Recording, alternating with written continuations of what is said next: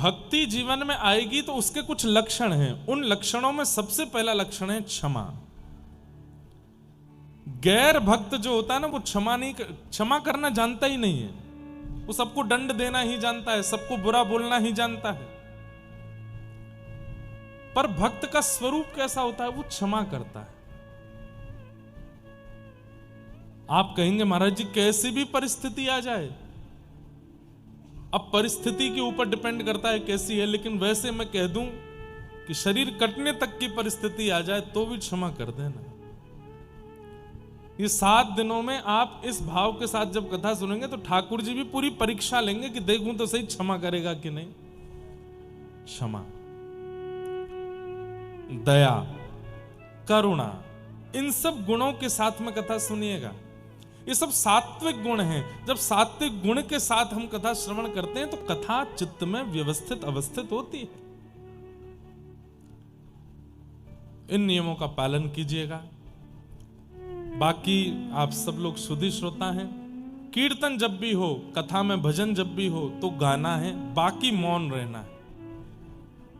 प्यास लगे पानी पहले पी लो, भूख लगे पहले खा लो, बाद में, बीच में कुछ भी नहीं करना है। मेरे सामने करते दिखोगे तो मैं रोकूंगा तो नहीं, पर आपको ध्यान रखना चाहिए कि भाई ये भी तो प्यासे बैठे हैं मंच पे, ये नहीं पी रहे हैं तो हम क्यों पीवें।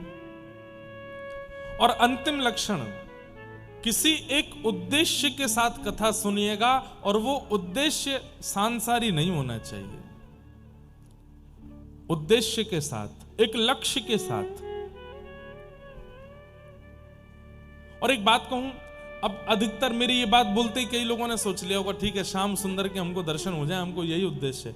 ये बहुत बाद की बात है। पहले स्वयं से पूछिए योग्य हैं हम? नहीं हैं योग्य। तो सबसे पहला उद्देश्य क्या होना चाहिए कि मेरे अंदर बहुत अवगुण हैं, मेरे अंदर बहुत दोष हैं जिनको मैं चाह के भी नहीं निकाल पाया हूं।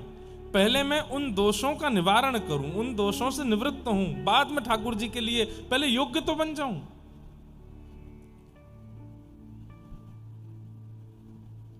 योग्य बनने के उद्देश्य से कथा सुनिए कि नाथ इन 7 दिनों में व्यास जी के मुख से ऐसी वाणी प्रकट करवाइएगा कि हम आपके योग्य बने, और योग्य बनने लायक जब हो जाएंगे तब बाद में कभी प्रार्थना करेंगे कि अब आप दर्शन दो, अब हम योग्य हैं। पहले भूमि उपजाऊ तो हो तब तो उसमें बीज डाला जाए। अब भूमि उपजाऊ नहीं, उसमें बीज डाल दिया जाए तो बीज नाश हो जाएगा, वो कभी वृक्ष नहीं बन पाएगा।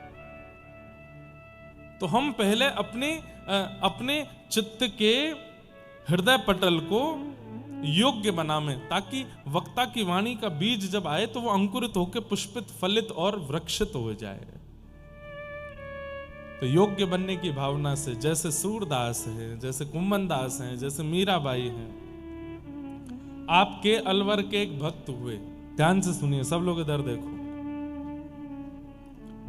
उन्होंने जीवन में कभी भजन नहीं किया था, जीवन में कभी नाम जप नहीं किया था, उन्होंने जीवन में कभी ठाकुर जी का बहुत दर्शन लाभ आदि कुछ नहीं किया था।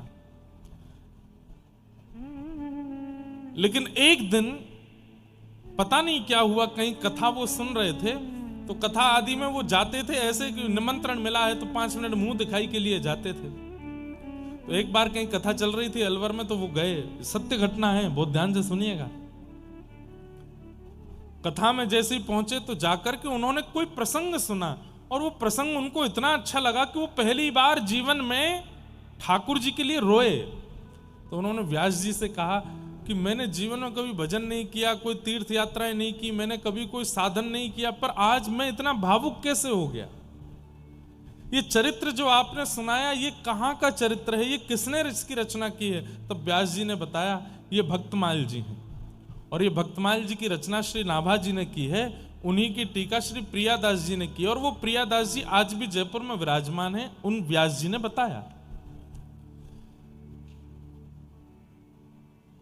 तब वो सेठ जी जयपुर गए और श्री प्रियादास जी से मिले, और प्रियादास जी से कहा वो जो आपने ग्रंथ लिखा है भक्तमाल, वो मुझको दे दीजिए।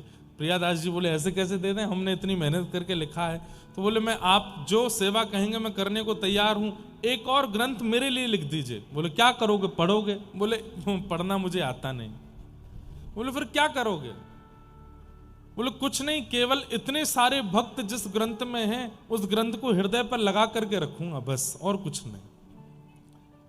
तो श्री प्रियादास जी को इतना अच्छा लगा कि उन्होंने वो ग्रंथ लिखा और लिख करके उन सेठ जी को दे दिया। सेठ जी ने आकर के अलवर में उस ग्रंथ को अपने बच्चों को दिखाया और कहा कि देखो, संपत्ति तुम्हारे नाम कर दूंगा, इतना बंटवारा कर दूंगा, ये सब तुम्हारे नाम सब लिख करके चला जाऊंगा, बस मेरी एक अंतिम इच्छा पूरी कर देना। बोले क्या? जब मेरे प्राण निकलने वाले हों, बाहर कहीं प्राण निकलेंगे तो मुझे पता नहीं, लेकिन अगर स्वाभाविक बिस्तर पर प्राण निकल रहे हों तो बस प्राण निकलते समय ये ग्रंथ मेरे हृदय पर रख देना। बच्चों ने कहा आप ऐसी बात क्यों करते हैं, अभी तो बहुत आयु है आपकी। बोले कि बस मैं बता रहा हूं, ये मेरी अंतिम इच्छा है। जीवन में कोई साधन नहीं, कोई भजन नहीं, कोई कीर्तन नहीं किया। 10-15 वर्ष बाद जब उनका अंतिम समय आया तो सारे बच्चे आकर के घेर लिए। कंठे गुरगुरायते, कंठ से गुर गुर आवाज होती है जब व्यक्ति की मृत्यु होती है, वो बोल नहीं पाता। ये स्वाभाविक मृत्यु जिनकी होती है उनके साथ ऐसा ही होता है, कंठे गुरगुरायते, वो बोल नहीं पाते। और जितना मोह सामान्य जीवन में व्यक्ति के चित्त में रहता है उसका मल्टीप्लाई इनटू 1000 हो जाता है। मोह, बच्चे की याद, बहू की याद, नाती पोतों की याद, प्रॉपर्टी की याद, इसकी याद, सारी यादें आने लगती हैं और आंखों से बस आंसू निकलते हैं कि ये सब मैंने कमाया जीवन भर, अब छोड़ के जाऊंगा मैं। इतना भयंकर मोह हो जाता है मृत्यु के काल में, और उस मोह की बढ़ने के कारण ठाकुर जी की स्मरण नहीं हो पाता। लेकिन धन्य है वो सेठ जी, जैसे उनका कंठ गुरगुर आवाज करने लगा, चारों तरफ बालक आ गए, कोई हाथ सहला रहा है, कोई पैर सहला रहा है, पिताजी सांस लीजिए, पिताजी सांस लीजिए। तो उन्होंने उस अलमारी की तरफ इशारा किया। बच्चे समझ नहीं पाए तो वो रोने लगे कि अरे तुम समझ क्यों नहीं रहे हो, वहां वो ग्रंथ है, वो मेरी छाती पर रखो। तब एक बालक ने कहा ये अलमारी की तरफ क्यों देख रहे हैं, हो सकता है इनकी कोई प्रिय वस्तु रखी है उसको देखना चाहते होंगे। अलमारी खोली तो वो ग्रंथ रखा था। तब बड़े पुत्र को याद आया, अरे अरे पिताजी ने 10-15 साल पहले कहा था जब मैं मरूं तो ये ग्रंथ मेरी छाती पर रख देना। जैसे ही वो ग्रंथ भक्तमाल जी का उन सेठ जी के हृदय पर रखा, हे कृष्ण हे कृष्ण हे कृष्ण कह करके उनका शब्द प्रकट हो गया, कंठ बिल्कुल आनंदित हो गया। आहा, हाथ मानो जैसे नृत्य की भंगिमा बनाने लगे। पुत्रों ने कहा पिताजी क्या हुआ, आप अभी बोल नहीं पा रहे थे, आपके मुख से भगवान नाम कैसे निकलने लगा। उनके नेत्र सजल हो गए, बस हाथ जोड़ के चारों ओर देख रहे हैं। बोले पिताजी कौन दिख रहा है? तो वो बोले थोड़ी देर पहले यम के काले काले दूत खड़े थे, मेरे गले में रस्सा उन्होंने बांध दिया था और मुझे खींच करके नरक ले जाने को कह रहे थे, इसीलिए मेरा स्वर नहीं निकल रहा था। लेकिन ये ग्रंथ मेरे चित्त पर रखते ही वो यम के दूत अंतर ध्यान हो गए। बोले अब कौन है? बोले भक्तिमती मीराबाई खड़ी हैं, सूरदास खड़े हैं, कुम्मन दास खड़े हैं, गोस्वामी तुलसीदास जी महाराज खड़े हैं, हरिवंश महाप्रभु खड़े हैं, स्वामी श्री हरदास जी महाराज खड़े हैं, नरसिंह मेहता खड़े हैं, सारे भक्त मेरे चारों ओर खड़े हैं। और क्या कह रहे हैं? अरे सखी चल हमारा हाथ पकड़ तो को निकुंज में लेकर के चलें, प्रिया प्रियतम तेरी प्रतीक्षा कर रहे हैं। बच्चों अब मैं जा रहा हूं, तुम लोग अपना ध्यान रखना और प्रयास करना। मैंने जीवन में भक्तमाल पढ़ा नहीं, केवल चित्त पर रखा, तो ऐसी मृत्यु हो रही है। तुम पढ़ोगे, तुम सुनोगे तो तुम्हारी कैसी मृत्यु होगी, तुम विचार कर लेना। और ऐसा कहकर के भक्त समूह अलवर में एक साथ इतने सारे भक्त प्रकट हो गए और उन सेठ जी को अपने साथ लेकर के निकुंज में पहुंच गए, जहां श्री प्रिया प्रियतम दोनों अपने भक्तों के साथ विहार करें, वो निकुंज है। ऐसी श्रीमद् भक्तमाल, ऐसी श्रीमद् वाल्मीकि रामायण, ऐसी महाभारत की कथा, ऐसी श्रीमद् भागवत की कथा, जिनके दर्शन से और स्पर्श से ऐसी गति होती है, उनका श्रवण यदि हमने ध्यान से कर लिया तो हमारी गति कैसी होगी। इसलिए भैया हमारी प्रार्थना है, हमारी तो स्थिति कथा करते करते ऐसी हो चुकी है कि हम किसी भी व्यक्ति से मिलते हैं उसके स्वभाव से पता चल जाता है। जैसे कोई बहुत सरल स्वभाव का मिलता है तो लगता है ओहो देखो, ऐसा लगता है जैसे मानो कुम्मन दास हो। जैसे कोई माताएं बहनें बड़ी भावुक मिलती हैं तो लगता है जैसे सक्कू बाई हो, जैसे मीरा बाई हो। भक्तों के दर्शन ही सब लोगों में होने लग जाते हैं, और यही सफलता है कथा सुनाने की। आपकी भी ऐसी योग्यता बन जाए जैसे एक सेठ जी ने अनेक संतों को और भक्तों को अलवर में प्रकट किया। कथा श्रवण के आप साक्षात भक्तों, ठाकुर जी को नहीं, ठाकुर जी के पास हम जाएंगे, हम उनको प्रकट नहीं करना चाहते। ठाकुर जी खूब प्रकट हो चुके हैं पहले, अब इतनी योग्यता हमारी नहीं कि हम उनको प्रकट करें, पर भक्तों को तो प्रकट हम कर सकते हैं ना। हमारी अंतिम श्वास जब चल रही हो तो हमारे कोई एक भक्त श्रेष्ठ होने चाहिए जिनका स्मरण करके हम भगवत धाम जाएं। एक बात हम आपको कह दें, किसी भक्त की भक्ति को श्रवण करके उस भक्त को अपना गुरु मान लो। सूरदास जी की भक्ति अच्छी लगी हो तो सूरदास जी गुरु हैं, मीराबाई तो मीराबाई गुरु हैं, उनको गुरु रूप मान लीजिए और उनकी जैसी रहनी करनी करने लग जाइए। अंतिम श्वास में वे ही आएंगे लेने के लिए, और वे अगर आ गए तो निश्चित है कि धाम की प्राप्ति तो होगी ही होगी। इतना तो कहना स्वामी जब प्राण तन से निकले। हे नाथ, एक बात बताएं आपको, अगर व्यक्ति ने अपने अंतिम श्वास में भगवान का स्मरण नहीं किया और प्राण निकल गए तो शास्त्र कहते हैं फिर उसको कटघरे में खड़ा किया जाता है, और कटघरे में खड़ा करके चित्रकेतु जो कि ब्रह्मा जी के दूत हैं, वो चित्रकेतु खड़े होकर के उसके जीवन का पूरा बताते हैं। तुमने इतना पाप किया, तुमने इतनी भलाई करी, तुमने इतना बुरा किया, या तुमने ऐसा किया, तुमने वैसा किया।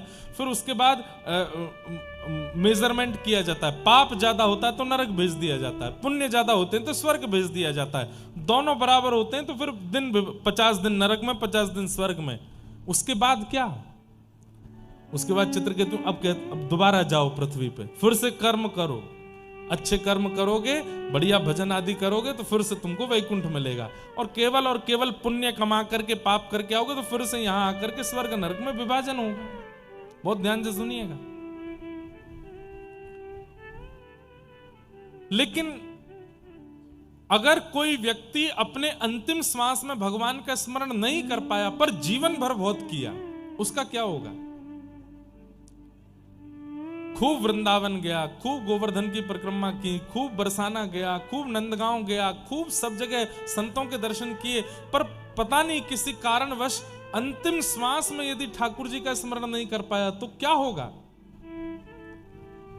तब बराह पुराण में भगवान बताते हैं, जिसने जीवन भर मेरा स्मरण किया, तिलक धारण किया, गुरुओं को प्रणाम किया, संत जनों के कथाएं सुनी, गिरिराज, नंदगांव, बरसाना, गोवर्धन, वृंदावन, बद्रीनाथ, केदारनाथ, गंगोत्री, यमुनोत्री, जगन्नाथ, द्वारिका, सब तीर्थों के दर्शन किए। यदि वो अंतिम समय में मेरा स्मरण नहीं कर पाता तो मैं उसका स्मरण कर लेता हूं, मैं उसको याद कर लेता हूं। इसलिए हमारे आचार्यों ने कहा इतना नाम जप करो, इतना नाम जप करो कि अंतिम श्वास में नाम ही मुख से निकले, और नहीं निकल पाए तो जीवन भर इतना नाम जप कर लो कि अंतिम श्वास में ठाकुर जी तुमको याद कर ले, ठाकुर जी हमको याद कर ले। मीराबाई को ठाकुर जी ने याद किया अंतिम श्वास में, नरसिंह मेहता को ठाकुर जी ने याद किया। और एक बात और बता दूं, सांकेतिक बात, छुपी हुई बात है, जब ठाकुर जी याद करते हैं ना तो व्यक्ति की मृत्यु शुभ दिनों में होती है, या तो एकादशी को होगी, या फिर शिव उपासक है तो सोमवार को होगी, ठाकुर जी का उपासक है तो बृहस्पतिवार को होगी।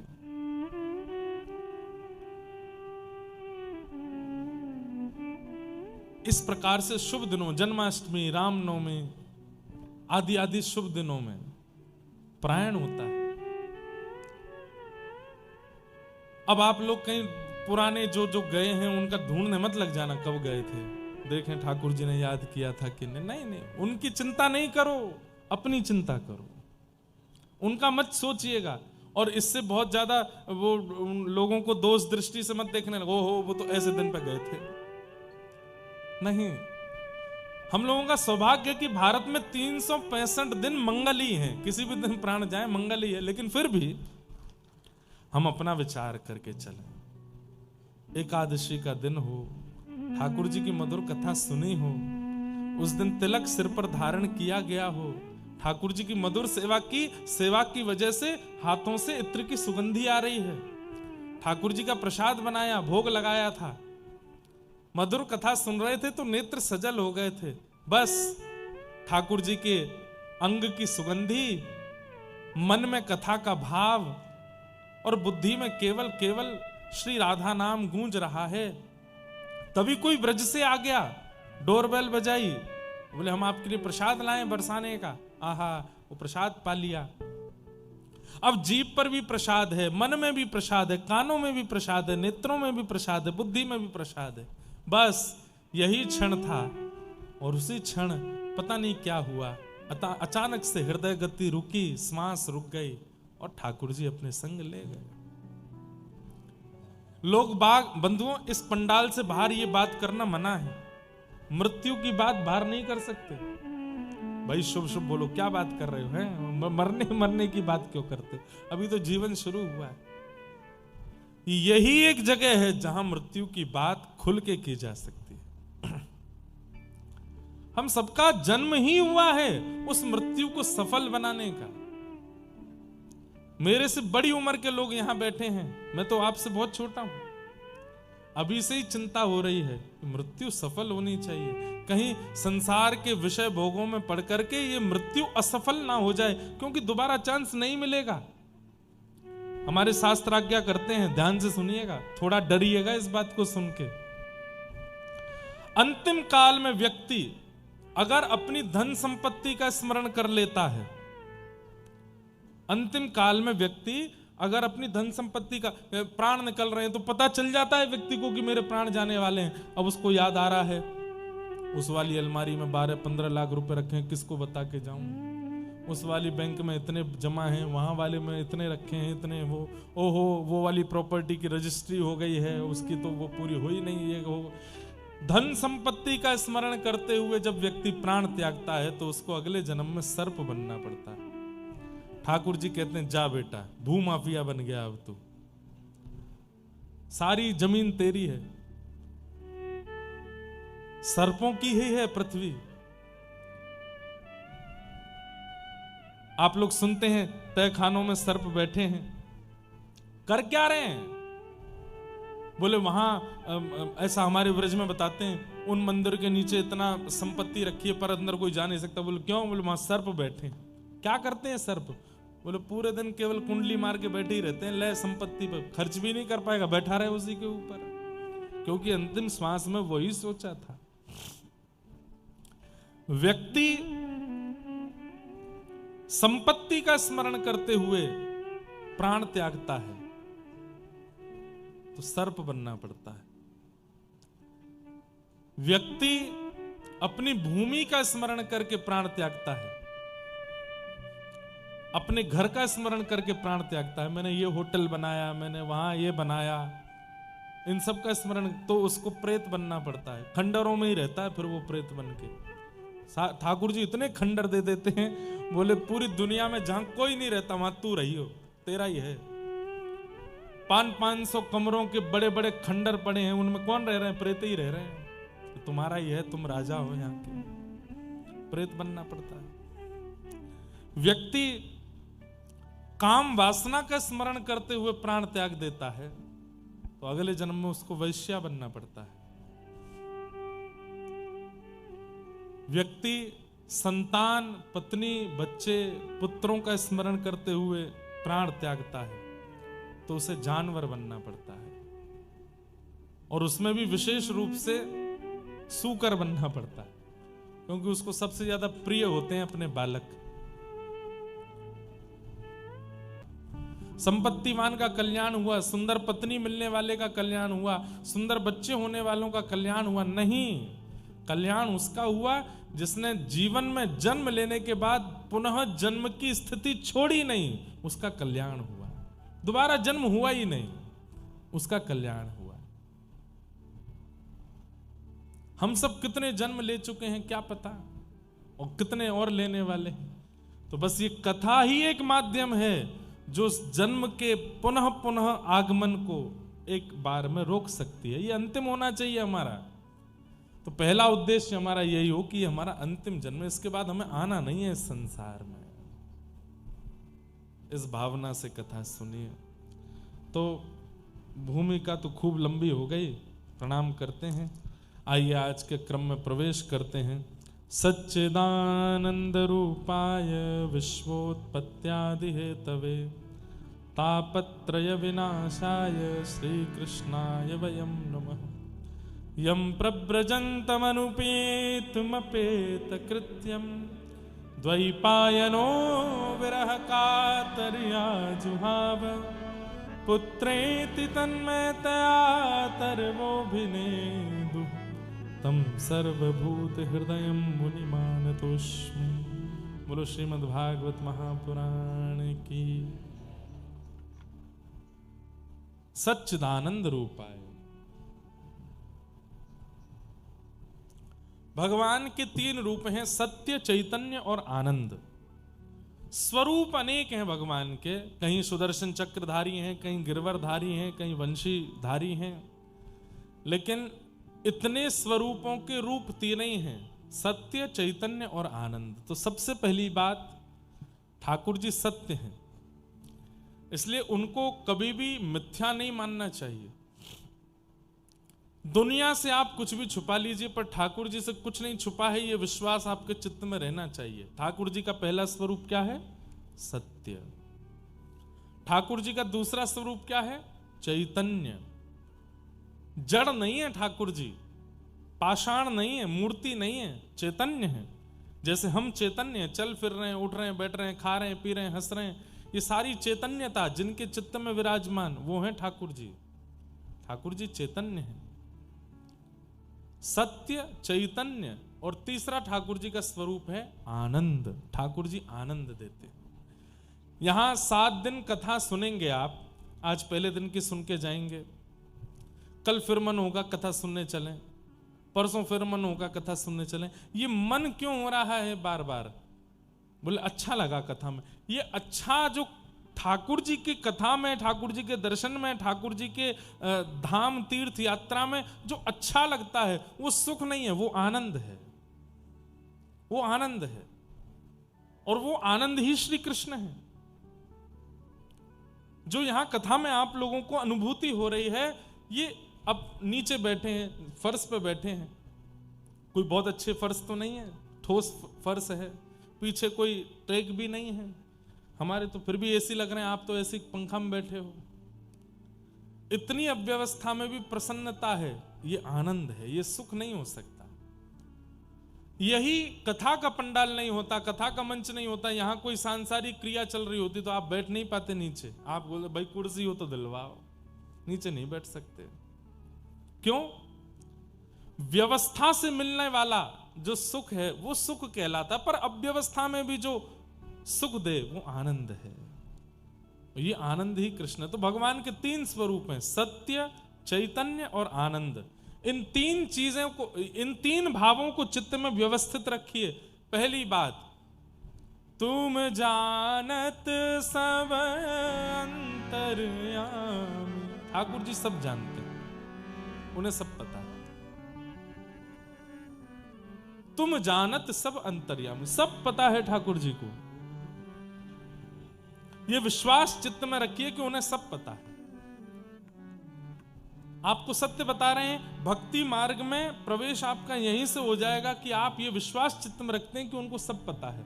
कई लोग मंदिर इसलिए जाते हैं, उनको लगता है ठाकुर जी को पता नहीं है मेरी परिस्थिति क्या, मैं बता के आऊं। नहीं, वो सब जानते हैं, उन्हें पता है। इससे होगा क्या? कल को जीवन में कष्ट आने पर, दुविधा आने पर, पीड़ा आने पर आप शांत रहोगे। क्यों? ठाकुर जी को पता है अभी शायद इसमें मेरी भलाई है इसलिए ऐसा दे रहे हैं, कुछ समय बाद अच्छा देंगे, शायद उसमें मेरी भलाई होगी। तुम जानत सब अंतर्यामी। तो पहला भाव, ठाकुर जी के प्रति विश्वास रखो कि वो सत्य जानते हैं, उन्हें पता है। दूसरा, अब पहली जो सत्य की बात है, इसमें एक प्रसंग याद आता है, सुना होगा आपने, बड़ा प्रसंग अद्भुत है। साक्षी गोपाल भगवान, कई मंदिरों में आप जाते हैं तो वहां पर आपको साक्षी गोपाल भगवान जरूर मिलते होंगे। अभी हम परसों ही महाकाल भगवान को दर्शन करके आए, वहां पे भी साक्षी गोपाल है। हमको पुजारी जी ले गए, बोले साक्षी गोपाल हैं, इनको प्रणाम किए बिना महाकाल को प्रणाम किया, ये रजिस्टर में लिखा नहीं जाता चित्रकेतु के पास, यही साक्षी लेते हैं। साक्षी गोपाल करते क्या हैं, आपने क्या किया ये उनको पता है, उसकी साक्षी लेते हैं, उसकी गवाही देते हैं। तीर्थ यात्रा पर कुछ लोग गए हुए थे, तीर्थ यात्रा विश्राम हुई तो एक बड़े वयोवृद्ध थे, उन्होंने एक युवा बालक को उसकी पीठ पे हाथ धर के कहा, तुमने मेरी इतनी सेवा करी है इस पूरी यात्रा में, अब तुम वापस गांव चलोगे, अपनी पौत्री का, अपने पुत्र की पुत्री का तुमसे ब्याह कराऊंगा। उस व्यक्ति ने कहा, मेरी ब्याह की इच्छा नहीं है, लेकिन आप कह रहे हैं तो मैं मना क्यों करूं। कोई गुलाब जामुन परोसे तो भले इच्छा ना हो, पात तो लेना ही चाहिए। जलेबी दे रहा हो, मना क्यों करो। ब्याह की इच्छा तो नहीं है, पर आप अपनी तरफ से ऑफर दे रहे हो तो कर लेंगे। लेकिन जैसे ही गांव पहुंचे, वो वयोवृद्ध ने गांव के लोगों से जाके कहा, मैंने अपनी पौत्री के लिए एक लड़का देखा है। बोले कौन है? बोले पास के गांव का है, तीर्थ यात्रा में गया था, आदि आदि सब बात कही। घर के लोगों ने कहा, आप भी कुछ सोचते नहीं, विचारते नहीं, घर में किसी से पूछा नहीं, पक्की करे आए वहां पे, हम नहीं करेंगे ब्याह। तो बेचारे वृद्ध अकेले पड़ गए। 4 दिन बाद का समय दिया था उस लड़के को कि तुम आ जाना अपने परिवार वालों के साथ। वो आ गया। जैसे ही घर पहुंचा तो वृद्ध ने बाहर ही रोक लिया उसको और उससे कहा, भाई देखो, क्यों आए हो तुम?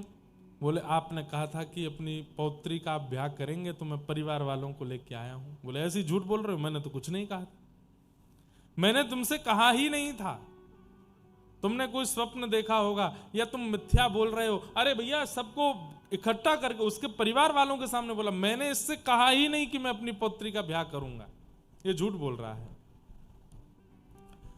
वो लड़का रोने लगा, उसने तो पूरे हाथ पांव बांध लिए, बोले मैं ब्याह नहीं करूंगा, लेकिन मैं ये बात साबित करके रहूंगा कि आपने कहा था, आप झूठ बोल रहे हो।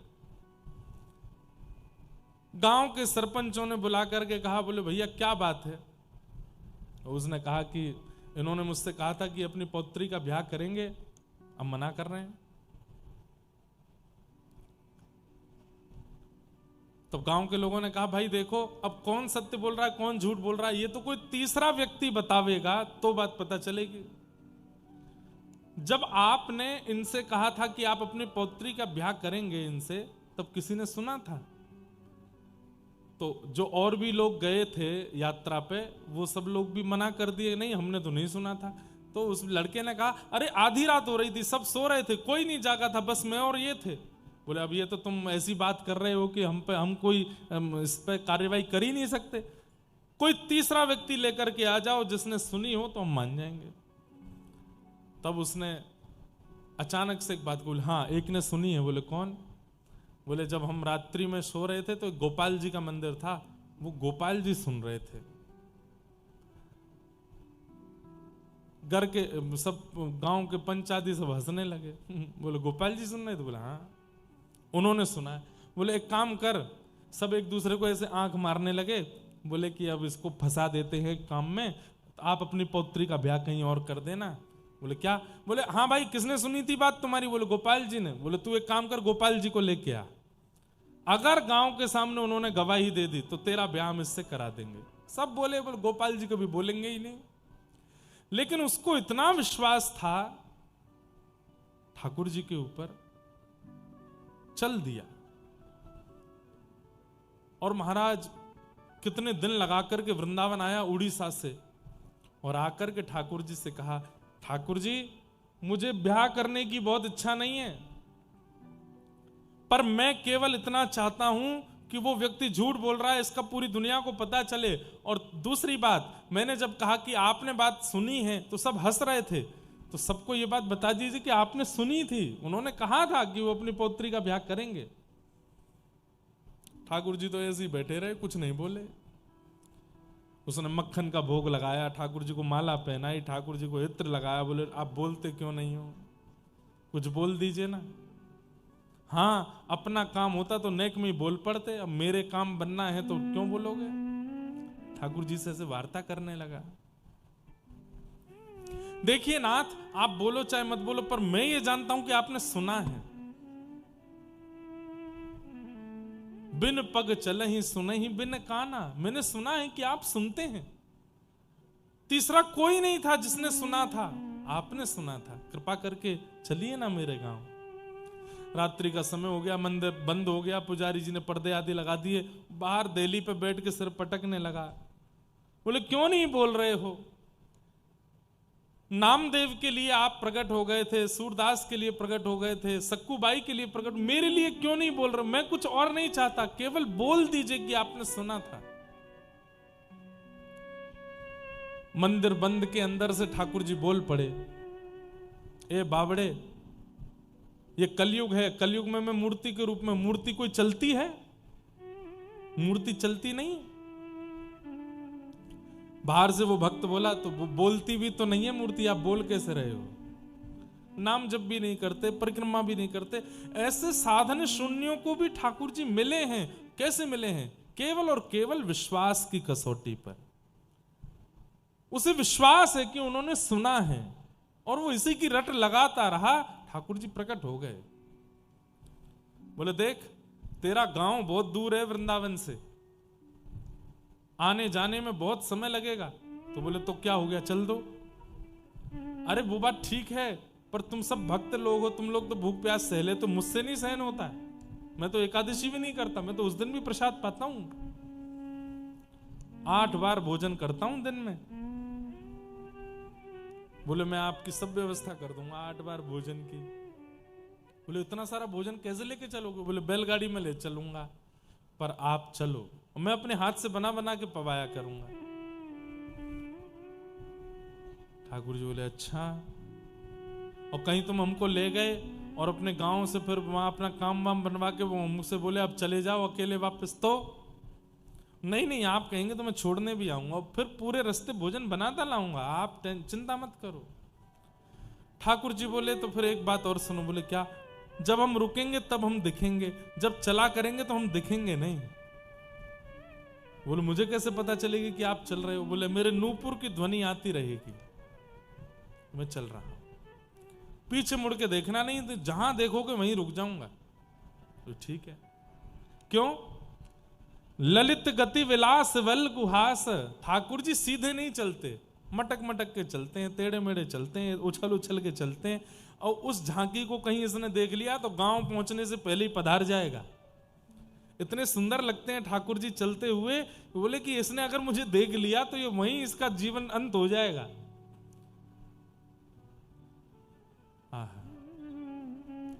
ललित गति के साथ ठाकुर जी चल पड़े वृंदावन से, जगह जगह रुक करके। अब जगह जगह नहीं रुक रहे हैं, एक दिन में 8 बार रुकते हैं। फिर वो भोजन बनाता है, ठाकुर जी को पवाता है।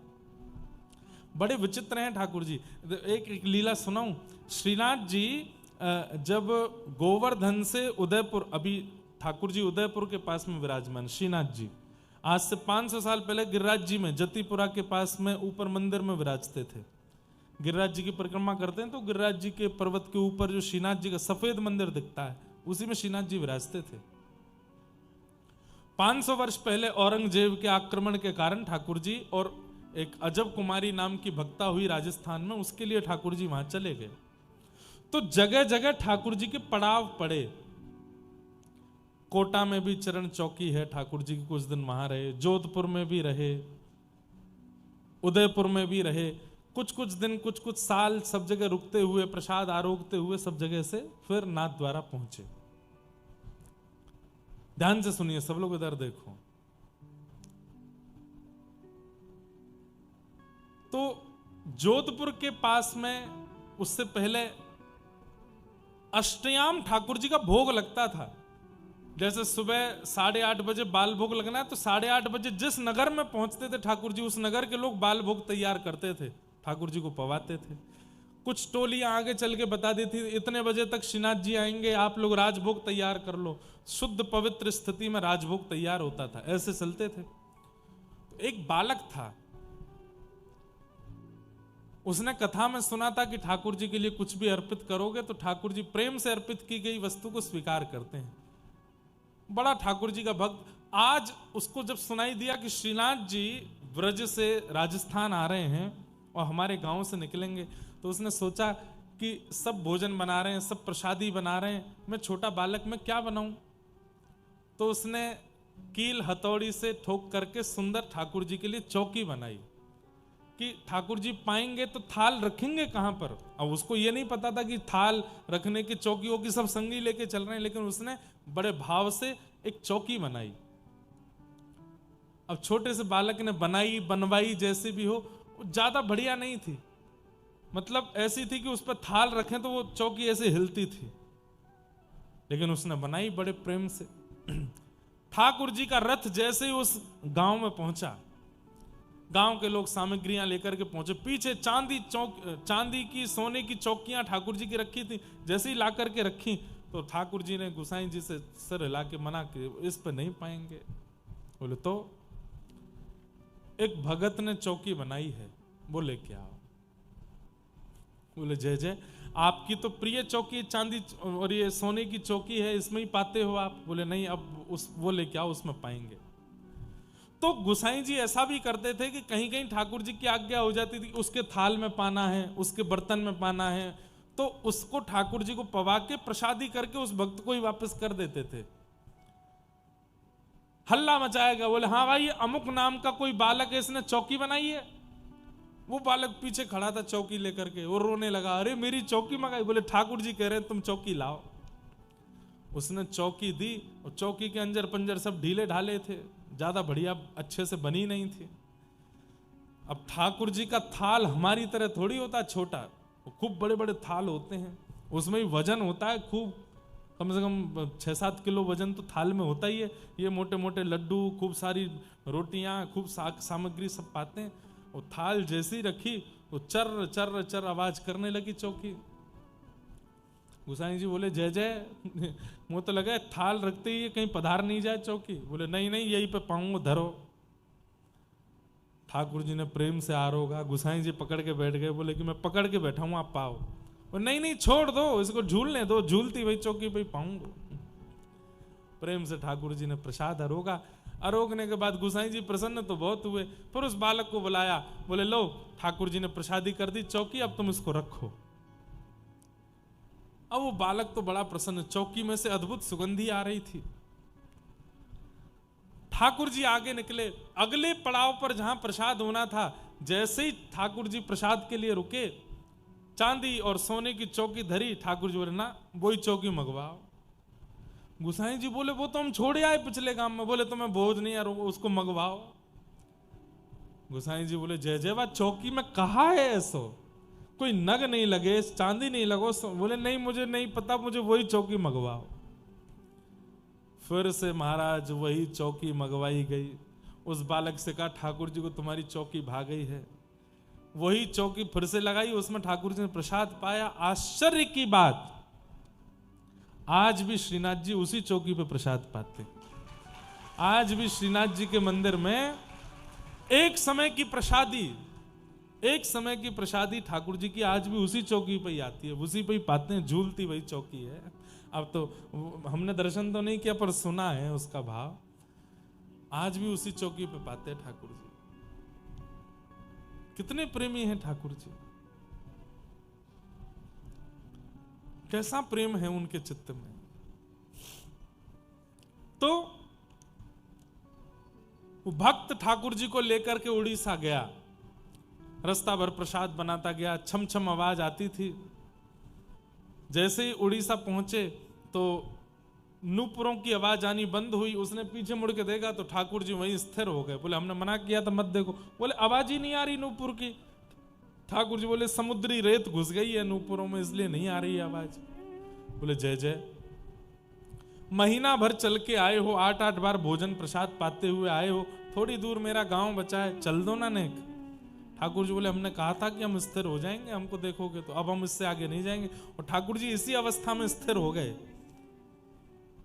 उसने कहा अब क्या करें? बोले तो हम इतनी दूर से चल के तेरे गांव तक आ गए, अभी 2-4 किलोमीटर तेरे गांव वाले नहीं आ सकते यहाँ पे? बुला ला उनको। गांव में गया, पंचों से जाके हल्ला मचा दिया। बोले कि मैंने कहा था, तीसरे जिस व्यक्ति ने बात सुनी वो आ गए हैं, चलो। बोले तीसरा व्यक्ति तो तूने गोपाल जी बताया? तो बोले हाँ, तो गोपाल जी आ गए। गांव के लोग आश्चर्यचकित हो गए, दौड़ करके जाके देखा, आहा त्रिभंग ललित श्याम सुंदर खड़े हैं। और खड़े होकर के एक क्षण के लिए आकाशवाणी जैसे करके ठाकुर जी ने बता दिया, मेरे सामने इन वयोवृद्ध ने कहा था कि अपनी पुत्री का ब्याह इससे करेंगे, मैं इसकी साक्षी देता हूं। बताओ, मतलब अगर ठाकुर जी साक्षी नहीं देने जाते तो क्या तीनों लोग लुट जाते ना? इतनी सी बात थी, उसकी साक्षी देने वृंदावन से गए वहां तक। और फिर तब से ठाकुर जी वहीं विराजमान हो गए। उनका नाम हो गया साक्षी गोपाल। आज भी जगन्नाथपुरी और भुवनेश्वर के बीच रास्ते में साक्षी गोपाल भगवान विराज रहे हैं। ऐसा कहते हैं कि महाप्रभु जगन्नाथ जी का दर्शन करके लौटते समय उनका दर्शन नहीं किया तो आपकी यात्रा अधूरी रहती। वही साक्षी। आप जैसी मृत्यु के बाद यमलोक जाएंगे और वहां जाकर के कहेंगे मैं बद्रीनाथ गया हूं, मैं द्वारिका गया हूं, मैं श्रीरंगम गया हूं, मैं वृंदावन गया हूं, मैं गोवर्धन गया हूं, ये गया हूं, वहां गया हूं, जगन्नाथपुरी गया हूं, तो यमराज कहेंगे साक्षी कहां है? हमको कैसे पता? अब जैसे पासपोर्ट होता है ना, आप जिस देश में जाते हैं वहां की मोहर लगती है, तो आपका पासपोर्ट इस बात की गवाही देता है कि आप इस देश में इन दिनों में जा चुके हो। भगवान ना करे कोई केस कर दे आप पे, उस दिन इसने मेरी दुकान पे आग लगाई, आपने कहे भाई इन दिनों तो मैं विदेश में था, कैसे बताओगे? बोले लोगों मोहर लगी है, इस डेट को मैं भारत से चला गया था। ठीक वैसे ही यमराज कहते हैं कि मोहर कहां है? तुरंत आप आंख बंद करके साक्षी गोपाल भगवान के अगर दर्शन किए होंगे तो उनका स्मरण कर लेना, हे साक्षी गोपाल भगवान आइए बता दीजिए। तब साक्षी गोपाल भगवान आते हैं, पूरा खर्रा बताते हैं। बचपन में पिताजी के साथ वहां गया था, मौसी के साथ वहां, बुआ के साथ वहां, इतने गंगा स्नान, इतना ये, इतना वो, इतना ये, इतना ये सब इसने किया, इतना मिला करके इतनी यात्राएं इसने जीवन में की। ऐसे गोपाल जी। पर मुझे ऐसा लगता है साक्षी गोपाल भगवान भी देखते होंगे, भजनानंदी की साक्षी देने जाते होंगे, ऐरे गहरे इनकी नहीं देते होंगे। ऐरे गहरे कौन है? जो ट्रिप करने जाते हैं, यात्रा करने नहीं, ट्रिप करने जाते हैं कई। वो ट्रिप कैसे करते हैं? वो धाम में जाकर के भी व्यसन ही करते हैं, बस धाम नाम के मात्रा नाम भाव से गए, वहां गए, पर वहां जाकर के भी शुद्धता, पवित्रता, इन सब का ध्यान नहीं रखा। ऐसे लोगों की साक्षी ठाकुर जी नहीं देते, भजन के भाव वालों की साक्षी। तो ये बात मैं क्यों बता रहा था? भगवान सत्य हैं, वो सब जानते हैं। ठाकुर जी का दूसरा स्वरूप है चैतन्य। वो जड़ नहीं है, वो मूर्ति नहीं है, पाषाण नहीं है, फोटो नहीं है, वो साक्षात चैतन्य है। बस आपके अंदर इतनी काबिलियत होनी चाहिए कि जड़ ठाकुर जी को आप चला सको, जड़ ठाकुर जी को आप बुला सको, जड़ ठाकुर जी को आप नचा सको।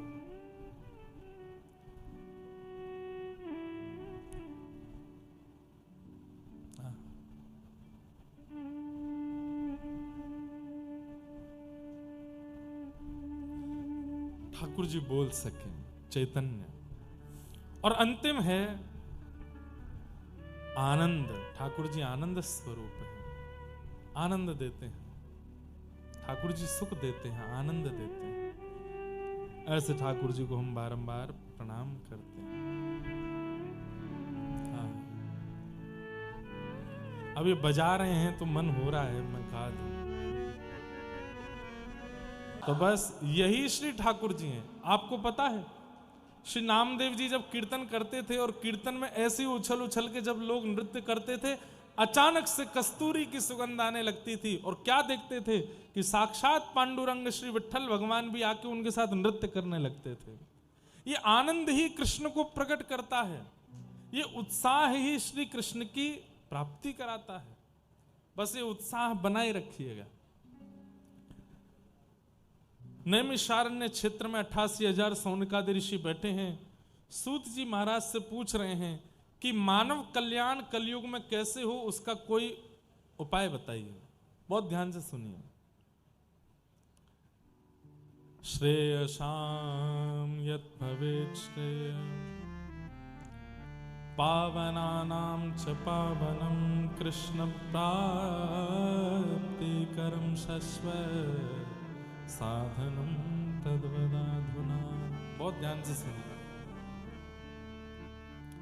इस कलिकाल में ठाकुर जी कैसे मिलेंगे?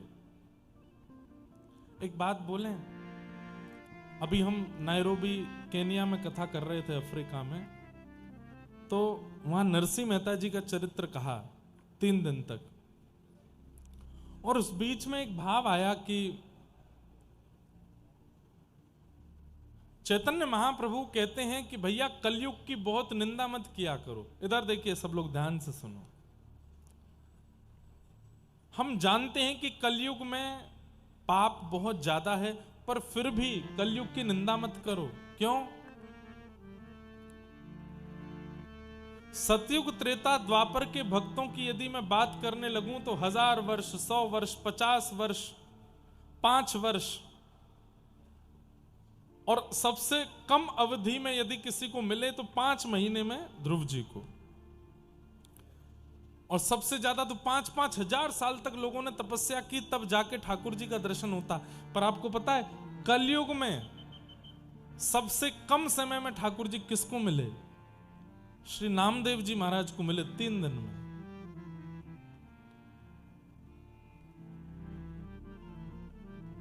नरसिंह मेहता को मिले 7 दिन में, और 7 दिन में जब मिले उसके बाद जूनागढ़ में नरसिंह मेहता रहते, 52 बार भगवान आए। 52 टाइम्स नरसिंह मेहता के पास आए ठाकुर जी इस कलिकाल में। इतने तो किसी पर कृपा नहीं की ठाकुर जी ने, ना सतयुग के भक्तों पे, ना त्रेता के भक्तों पे, ना द्वापर के भक्त, केवल कलयुग के भक्तों पर। श्री नामदेव जी महाराज, उनके नाना जी थे श्री वामदेव जी महाराज, ठाकुर जी की सेवा करते थे। वामदेव जी चले गए तीर्थ यात्रा पर और नामदेव जी से कह के गए, मैं 3-4 दिन के लिए जा रहा हूं, ठाकुर जी की सेवा करना। बोले सेवा में क्या करना? बोले और कुछ तो तुम कर नहीं पाओगे, छोटे बालक हो, श्रृंगार आदि तुमसे हो नहीं पाएगा, बस प्रसादी रसोई में बने थाल में सजा के ठाकुर जी को भोग लगाना। और जाते जाते कह गए बिना भोग लगाए प्रसाद मत पाना। नामदेव जी महाराज बोले ठीक है। सुबह सुबह दूध का भोग लेकर के ठाकुर जी, दूध लड्डू का भोग लेकर के गए, ठाकुर जी के सामने पधरा दिया। बोले जय जय, दूध फेंट के लाया हूं, बढ़िया लड्डू है, पा लीजिए। नहीं पाया ठाकुर जी ने। 1 घंटा, 2 घंटा, 4 घंटे हो गए। बार बार नामदेव जी कहें जय जय पा क्यों नहीं रहे हो? अभी आपने दूध ही नहीं पाया तो अगला प्रसाद कैसे लेके आऊं? अच्छा दूध पाने की इच्छा नहीं होगी, खिचड़ी ले आता हूं।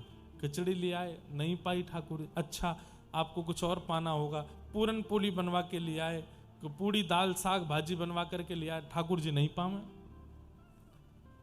हम आपकी तरह थोड़े ही थे कि बस पर्दा लगा के संतुष्ट हो जाते हैं, हम तो कि पा लिया ठाकुर जी ने। नामदेव जी को तो था खाओ, थाली साफ चाहिए। नहीं पाया ठाकुर जी ने। 1 दिन 2 दिन बीत गए। नामदेव जी बेचारे रोने लगे, बोले मैं छोटा सा बालक हूं, मुझ पर दया नहीं आती आपको? नाना जी कह के गए जब तक आप नहीं पाओगे तब तक मैं नहीं पा सकता। अरे आपको भूख नहीं है तो मत खाओ, पर मेरे को पवाने के लिए तो खा लीजिए कि मैं पालूं। इतने में ठाकुर जी प्रकट हो गए और प्रकट होकर के नामदेव से बोले इतनी जल्दी थोड़ी आता हूं मैं, थोड़ा तो तपस्या करनी चाहिए, थोड़ा तो भजन करना चाहिए। ये क्या तुमने 2 दिन में बुला लिया? बोले कि मुझे आपके दर्शन की अभिलाषा तो थी, पर उससे ज्यादा मुझे भूख लगी थी, पालो पहले। ठाकुर जी पा लिए।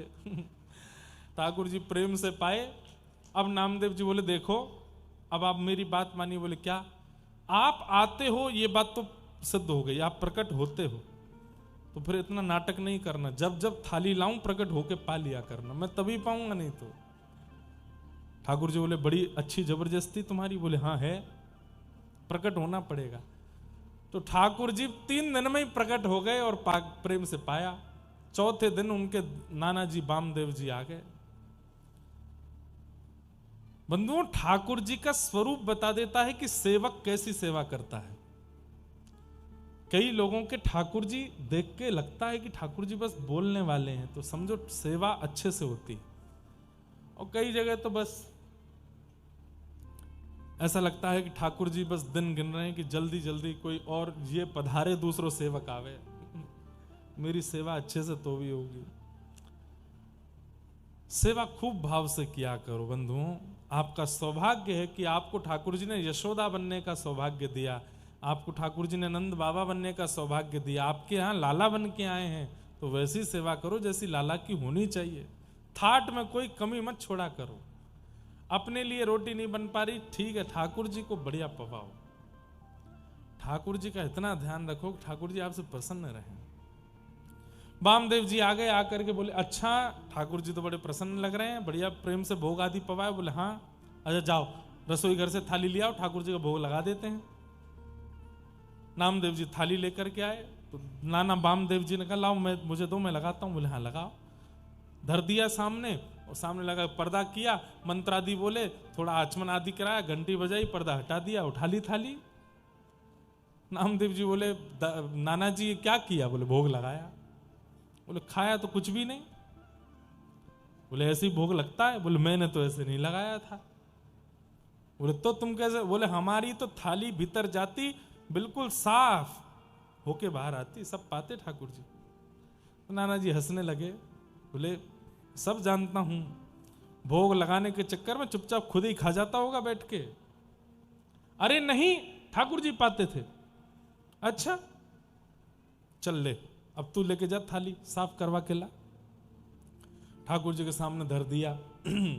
आ जाओ ठाकुर जी, आ जाओ आ जाओ, खूब बुलाया, ठाकुर जी नहीं आए। बोले मैं अकेला था तो आ गए थे, उससे मिला क्या? कुछ भी नहीं, आप खा पी के चले गए। अब इनको कैसे विश्वास होगा कि आप आए थे? इनके सामने आओ ना। ठाकुर जी नहीं आए। पीछे खड़े खड़े नाना जी हंस रहे थे। नामदेव जी को बड़ी पीड़ा होने लगी, छुरी उठा ली हाथ में और गले पर रख ली अपने। बोले या तो प्रकट हो जाओ, नहीं तो अभी अपना सर धड़ से अलग कर लूंगा, अभी काट के प्राण त्याग दूंगा। ठाकुर जी नाना जी के सामने प्रकट हो गए और प्रकट होके बोले बड़ा जिद्दी है भाई तू, तेरे लिए हम 3 दिन में आ गए, उससे संतुष्टि नहीं हुई, अब नाना जी को दिखा। बोले इनको विश्वास ही नहीं होगा। पीछे देखा तो नाना जी तो मूर्छा में आ गए, आंखों से अश्रु बह रहे हैं। मेरा पूरा जीवन निकल गया, मेरी पूरी पीढ़ी निकल गई इनकी सेवा करते करते, कभी प्रकट नहीं हुए, 3 दिन में नामा तेने प्रकट कर दिए। तो ये कलयुग की विशेषता है। हम भले ही कलयुग में हजारों दोष मानते हैं, पर कलयुग की एक विशेषता है कि यहां ठाकुर जी बहुत जल्दी मिलते हैं। बस पुकारने वाला कोई नामदेव जैसा हो, पुकारने वाला कोई भक्तिमती मीराबाई जैसा हो, पुकारने वाला कोई नरसिंह मेहता जैसा हो। ठाकुर जी कलिकाल में तो मानो जैसे तैयार ही बैठे रहते हैं कि बस कोई बुला तो ले, उस भाव से। हम इसी उद्देश्य से कथा सुनाते हैं और कहते हैं, यही उद्देश्य होना चाहिए। इसी में ही कल्याण है कि एक बार अपने संपूर्ण जीवन काल में आपने बुलाया और ठाकुर जी आ गए। बस इसी पुण्य के लिए हम कथा सुन रहे हैं, एक बार ठाकुर जी को प्रत्यक्ष अनुभव करना है। नैमिषारण्य क्षेत्र में सौनकादि ऋषियों ने कहा कि भगवत प्राप्ति का साधन क्या है इस कलिकाल में। तब सूत जी महाराज कहते हैं, श्रीमद् भागवतम शास्त्रम कलौकीरेण भाषितम् एतस्माद् परं किंचित् मनः शुद्ध्यै न विद्यते। श्रीमद् भागवत, इनका आश्रय यदि ले लिया जाए तो इस कलिकाल में भागवत का आश्रय लेने से, भागवत में बताए गए नियमों का पालन करने से भगवत प्राप्ति बड़ी सरल हो जाएगी। सौनकादि ऋषियों ने कहा, महाराज आप भागवत की इतनी महिमा बता रहे हैं, इस भागवत की कुछ विशेषता बताइए। बोले और क्या विशेषता बताऊं? सुराणाम अपनी दुर्लभा, देवताओं को भी जो दुर्लभ है वो भागवत की कथा है, जो मानवों को मिली है। देवता नहीं सुन सकते भागवत की कथा, क्यों? व्यस्त इतने हैं, ठाकुर जी ने उनको काम दे रखा है, उस काम से उनको छुट्टी मिलती नहीं, तो कथा कैसे सुनेंगे? हम मानव ही सुन सकते हैं। जानवरों को भी दुर्लभ है, जानवर भी कथा नहीं सुन सकते। केवल और केवल मानव का अधिकार है कथा सुनने का। ऐसी भागवत की कथा जो देवताओं को भी दुर्लभ है। अरे श्री सुखदेव जी महाराज परीक्षित को कथा सुना रहे थे और उस समय देवता अमृत कलश लेकर के आए और लाकर के बोले, परीक्षित तुम अमृत पान कर लो, तुमको 7 दिन में मरने का श्राप लगा, अमृत पीने से तुम अमर हो जाओगे। उसके बदले ये कथा जो सुखदेव जी सुना रहे हैं ये हमको सुनने दो। तो सुखदेव जी ने हंसी करके देवताओं से कहा, वस्तु का मोल बराबरी का होता है। अरे हीरे के बदले हीरा लिया जा सकता है, धन के बदले हीरा लिया जा सकता है, स्वर्ण के बदले हीरा लिया जा सकता है, चांदी की बहुमात्रा के बदले हीरा लिया जा सकता है, कांच के बदले हीरा नहीं लिया जाता। श्रीमद् भागवत हीरा है, मणि है, और तुम स्वर्ग का अमृत लेकर के आए हो कि इसके बदले हमको कथा दे दो। नहीं मिलेगी कथा। सोचिए, ये सौभाग्य मेरा है कि मैं यहां बैठ के कथा सुना रहा हूं। ये सौभाग्य अलवर वासियों का है कि यहां कथा हो रही है। देवताओं को वापस लौटा दिया था सुखदेव जी ने, अमृत के बदले भी कथा नहीं सुनाई थी। कथा धन के बल पे नहीं होती। हजारों लोग आते हैं हमारे पास, धन के इतना लगा देंगे, इतना नहीं, धन से नहीं होती कथा, व्यवस्थाओं से नहीं होती कथा, पंडाल से नहीं होती कथा, कृपा से होती है कथा। जिस पर कृपा होगी उसके यहां कथा होगी। कृपा नहीं है तो कथा में चाहे आप कितना खर्चा कर दो नहीं हो पाएगी कथा। और कृपा के लिए हमारा योग्य होना बहुत जरूरी है। हम योग्य कैसे बने ये ठाकुर जी से पूछना चाहिए। तो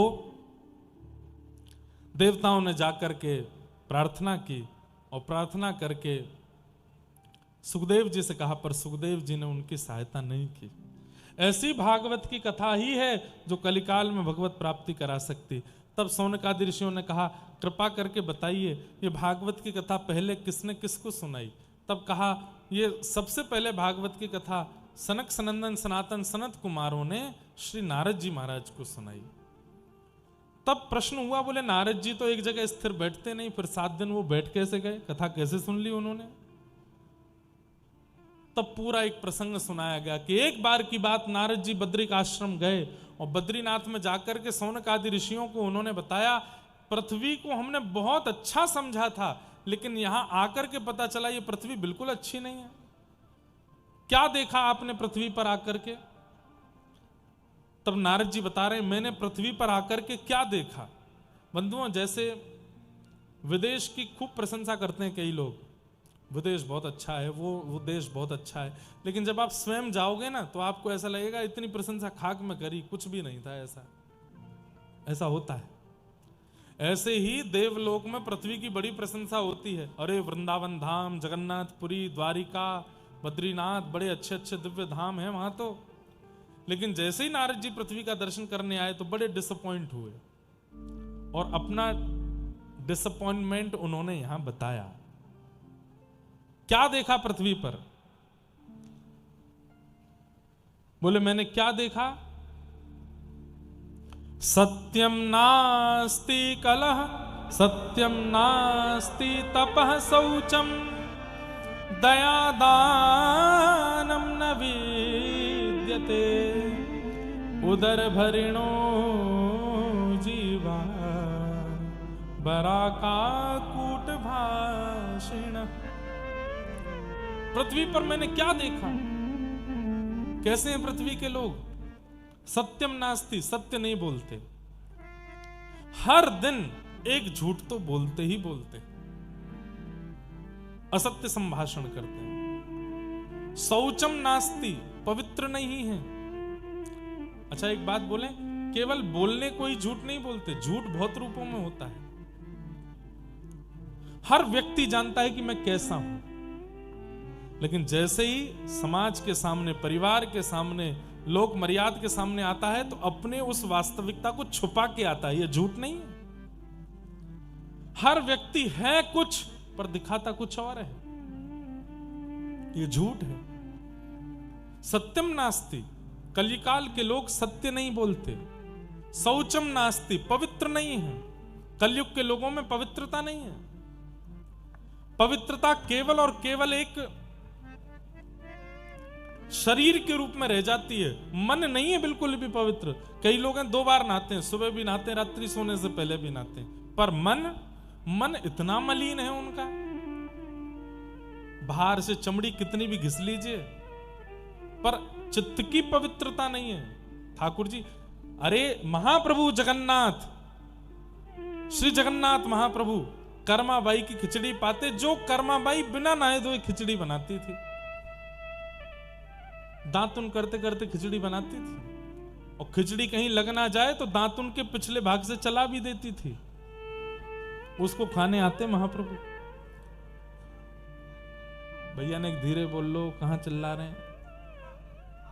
हाँ बस थोड़े ने धीरे, बस बस बस बस, हमने बोल दिया। क्या बता रहा था मैं? कर्माबाई। कभी कभी व्यस्त हो जाती। अब एक बार क्या हुआ, किसी संत ने कहा कि तुम नहा धो के बनाया करो। बोले वो बिना नहाए धोए आ जाते हैं ठाकुर जी। तो बोले वो तो तुम्हारे पूर्व जन्म के पुण्य इसलिए आते हैं, जिस दिन वो पुण्य खत्म हो जाएंगे बुलाती रह जाओगी, ठाकुर जी नहीं आएंगे। बोले कैसे बनाऊं? स्नान किया करो, तिलक लगाया करो, इत्र लगाया करो, ये साड़ी पहना करो, इतने पवित्र वस्त्र, इतने नियम बता गए उसको। अगले दिन ठाकुर जी आए, ठाकुर जी आकर के बैठ गए। जगन्नाथ जी बोले कहां गई मैया? इधर से निकली, दौड़ करके इधर जा रही है। ठाकुर जी, क्या हुआ मैया? खिचड़ी। बोले रुक जा रुक जा, अभी नहा के आ रही हूं। नहा के आई, फिर उसके बाद में तिलक स्वरूप लगाया, फिर उसके बाद कुछ मंत्र बता दिया था पंडितों ने, वो करने लगी। फिर उसके बाद गुरुदेव, कुछ संतों ने कुछ नियम बता दिए, वो करने लगी। ठाकुर जी बोले मैया ये सब क्या कर रही है? बोले रुक जा। फिर बताया, बोले पहले चूल्हे का पूजन करना, चूल्हे का पूजन करने के बाद में पात्रों का पूजन करना, सामग्रियों का पूजन करना, उसके बाद अग्नि प्रज्वलित करना, अग्निदेव को प्रणाम, फिर खिचड़ी बनाना।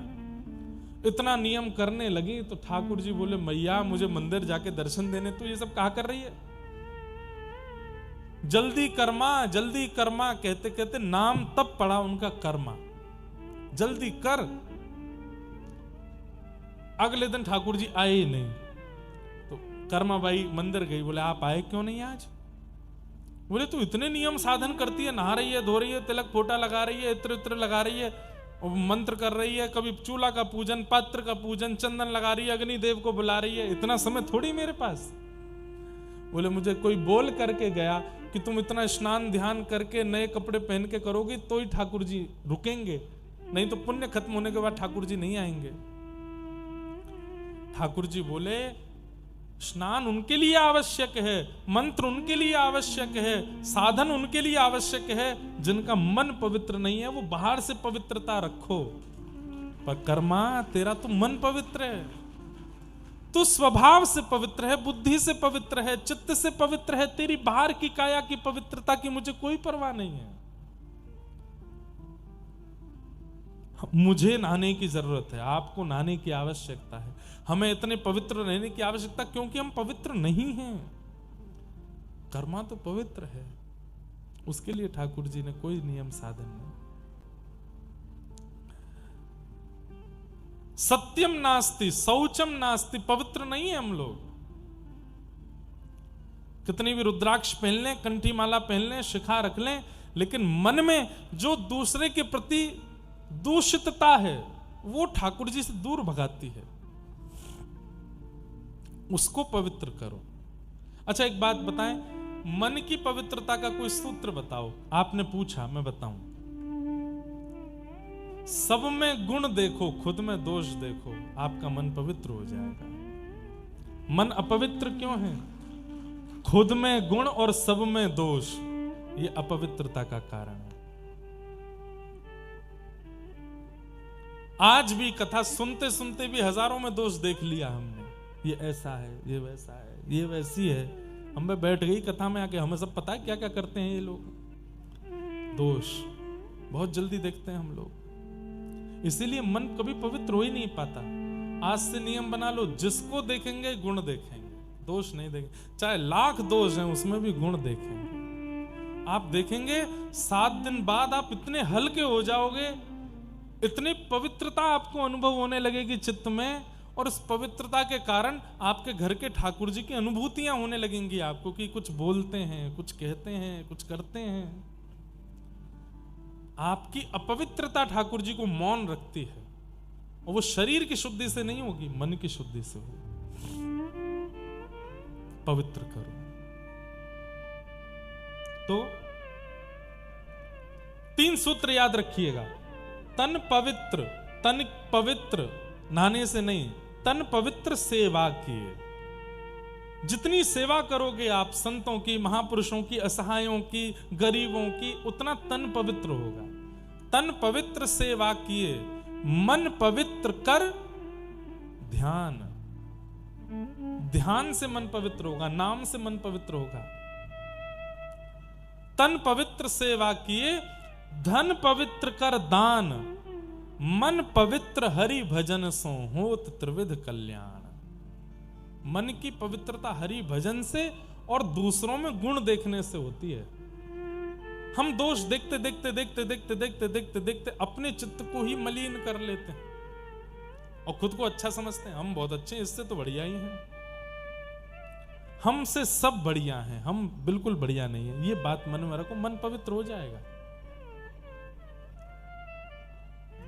सत्यम नास्ति शौचम नास्ति तपह नास्ति। तप नहीं करते हम लोग, भजन का केवल और केवल आडंबर करते हैं, भजन नहीं होता हमसे। तन पवित्र, मन पवित्र, धन पवित्र, सब पवित्र हो जाए भजन से।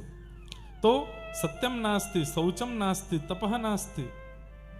ये नारद जी देख रहे हैं पृथ्वी पर आकर के कैसे लोग हैं हम। दया दानम न विद्यते, हमारे अंदर दया दान की स्थिति नहीं है। और किस लिए जी रहे हैं? बोले उदर भरिणो जीवा, केवल और केवल खाने के लिए जी रहे हैं।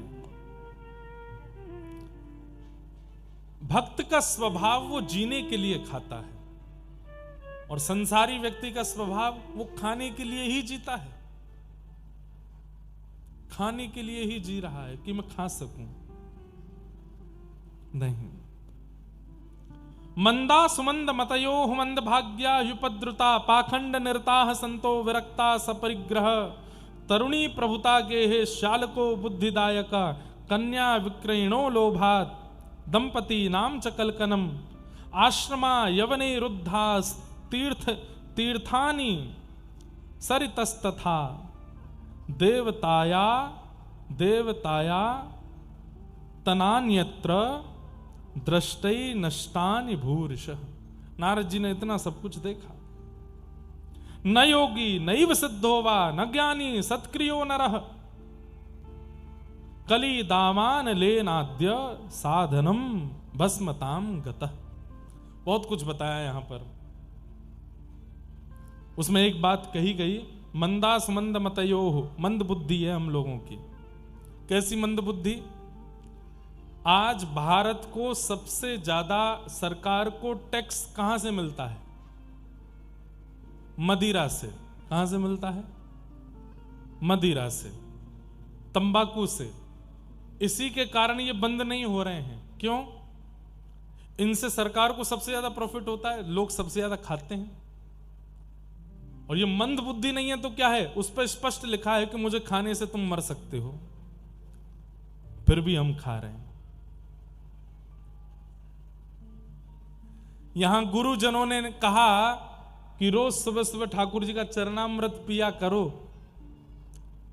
गुरुजी 5 साल बाद मिले, हाँ भाई हमने तुमको एक नियम बताया था, चरणामृत पिया करो, पी तो गुरुजी रह जाता है, क्या बताएं, कोई दूसरा नियम बताओ। गुरुजी ने कह दिया अच्छा ठीक है, 8 माला रोज किया करो, 16 माला रोज किया करो। 2-3 साल बाद गुरुजी फिर मिले, हाँ भाई करते हो, क्या बताएं गुरुजी इतने व्यस्त हो जाते, नहीं हो पाती 16 माला। कुछ मत किया करो, कम से कम रोज 11 प्रणाम किया करो, ठाकुर जी के आगे 11 बार दंडवत किया करो। 2-2.5 साल बाद फिर गुरुजी मिले, बोले करते हो, क्या बताएं गुरुजी हो ही नहीं पाता। और व्यसन के लिए कोई गुरुजी नहीं बोल के गए।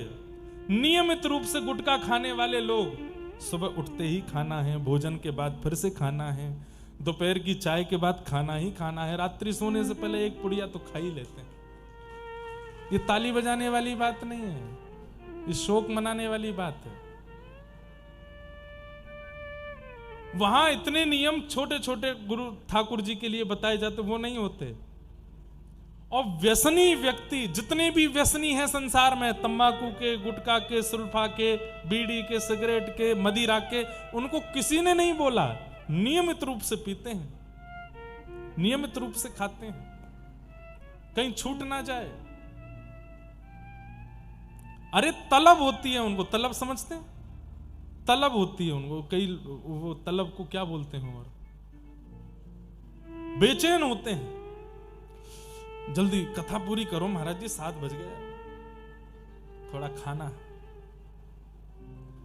2-4 तो ऐसे कथा में भी बैठे हैं, वो बीच में एक आध पुड़िया वो दबा के आ चुके हैं, फोन आ रहा है बहुत जरूरी, खा के बाहर वो करके घूमते रहते हैं। ठाकुर जी की बीड़ी प्रसाद, पान प्रसाद, ये तो ठीक है, तंबाकू नहीं खाना चाहिए, मदिरा नहीं पीनी चाहिए। और फिर होता क्या है, एक बात बोलने बुरा नहीं मानिएगा, कान पकड़ के हम क्षमा पहले ही मांग लेते हैं। व्यक्ति का जब अंतिम समय आता है, व्यसनी व्यक्ति का, घर वालों को बताने में भी लज्जा होती है कि कैसे चले गए इनके प्राण, बढ़िया हंसते खेलते थे, क्या हो गया। घर वालों को झूठ बोलना पड़ता है, बुखार आ गया चले गए, लेकिन असलियत कौन बता, कैंसर हो गया था, गला पूरा खत्म हो गया था, लिवर फेल हो गए थे, किडनी बताने में भी लज्जा आती है। परिवार समाज के लोग क्या कहेंगे बताओ, व्यसन करके मर गए। अरे व्यसन करना है, ठाकुर जी के नाम का व्यसन करो, व्यसन करना है ठाकुर जी की कथा का व्यसन करो, व्यसन करना है ठाकुर जी की सेवा का। ये व्यसन क्यों नहीं होता हमसे?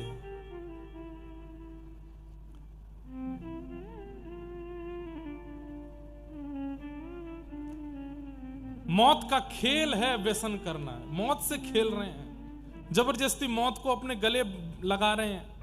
इतनी संपत्ति संतान क्यों बनाई फिर जब मरना ही है ऐसे? अरे एक बेचारे वो जवान हैं जो भारत की रक्षा के लिए प्राण त्यागते हैं, युवावस्था में अपने पत्नी बच्चे मां को छोड़ के चले जाते हैं, उनके लिए पूरा देश गौरव करता है कि देखो देश के लिए प्राण त्यागे। और देश के अंदर रह करके व्यसन उल्टे सीधे करके प्राण त्याग। जिस दिन सरकार को लगेगा कि अब टैक्स नहीं आ रहा है, लोगों ने खाना पीना बंद कर दिया, अपने आप ये सब बंद हो जाएगा, शुद्ध हो जाएगा सब कुछ। हम लोग खा रहे हैं इसलिए सरकार बंद नहीं करती उसको, व्यसन। और ये व्यसन बहुत बड़ी बाधा है ठाकुर जी से मिलने में। व्यसन मत करो, और किया है पूर्व में तो उसका कोई पाप नहीं लगेगा, आज ही छोड़ दीजिए, आज ही छोड़ दो। हम कह रहे हैं चाहे पूरी आत्मा सूख जाए, आत्मा निकल करके बोले मैं जा रही हूं तुझे छोड़ के, नहीं खाएगा तो बोले चली जा, नहीं खाऊंगा, मैं प्राण ले ले मेरे, लेकिन नहीं खाएंगे, नहीं पिएंगे। व्यसन त्यागी। इस बात पर जोर की ताली बजनी चाहिए थी, वो बजाई नहीं। और व्यसनियों को सौगंध है अपने बगल वालों की, कल से कथा में आना ही है। कल हम नहीं बैठ रहे यार यहाँ पे, ये तो क्या है, हमारी क्लास लगा रहे बैठ के। जितने भी जो भी खाने पीने वाले बैठे हैं उनको अपने बगल वालों की सौगंध है। अब बगल वाले जिम्मेवारी रखें, ओ भैया कल आ जाइयो, तेरे हाथ जोड़ूं, किसी का उद्देश्य कथा सुनने का भगवत प्राप्ति है, किसी का उद्देश्य पुण्य की प्राप्ति। व्यसनियों का एक ही उद्देश्य है कि 7 दिन में छूटना है, छोड़ना है।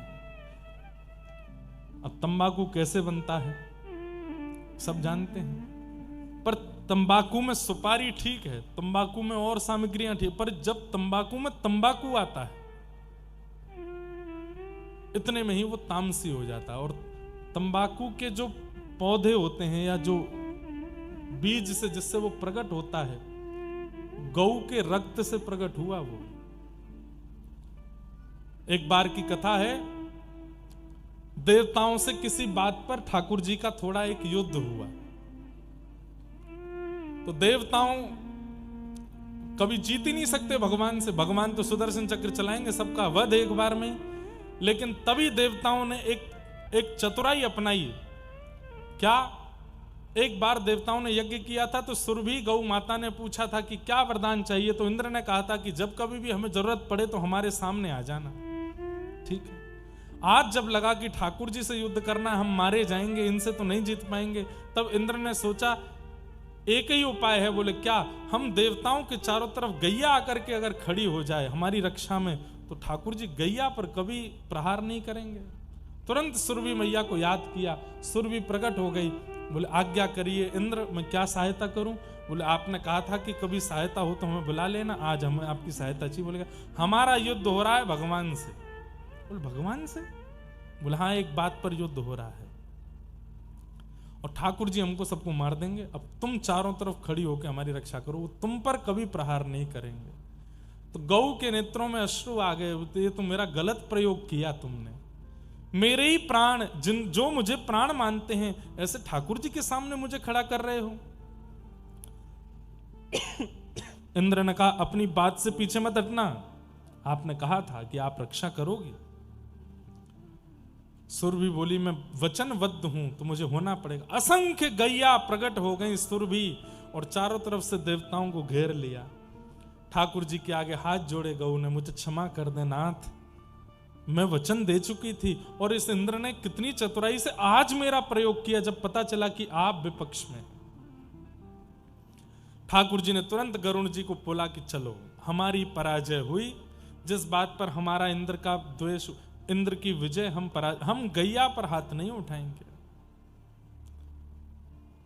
हम अपनी हार स्वीकार करते हैं। गरुण जी को क्रोध आया, बोले ठाकुर जी आपको दया आ रही होगी पर मुझे नहीं आ रही है, मुझे बहुत क्रोध आ रहा है। अरे इन गौओं को अपना वचन तोड़ देना चाहिए, जब सामने आप खड़े हैं तब वचन के पालन की क्या आवश्यकता। तब ठाकुर जी बोले अरे नहीं नहीं नहीं, ये आवश्यक है भाई, वचन दिया है और वो वरदान मांगा था, उसका वचन है, इसमें ये तोड़ नहीं सकते। तो गरुण जी इतने क्रोध में थे, वेग में थे, उनका मन तो नहीं था, पर जोर से जैसे ही उन्होंने अपने पंख नीचे मारे ठाकुर जी को लेकर उड़ने के लिए, इतना वेग प्रकट हुआ कि कुछ गाय आपस में टकराई और कहीं कहीं छिलने पर जो शरीर से रक्त प्रकट हुआ, वही रक्त पृथ्वी पर गिरा और उन्हीं से तामसिक पदार्थ प्रकट हो गए, जिनमें एक तंबाकू भी है।